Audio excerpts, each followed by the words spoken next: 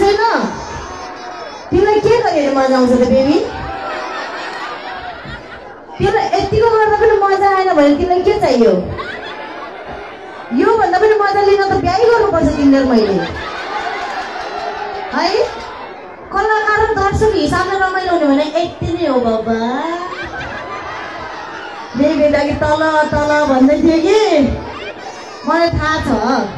तल आउनु पर्यो तल बेबीलाई नजिक पनि हेर्नु मन छ नि ज्योति मगरलाई हेर्नु तर म आउँदिन मलाई त त्यो दिन मात्रै बोलाउँछु नि तिम्रो मेरो लभ पर्छ हामी डेटिङ सुरु गर्छौँ होइन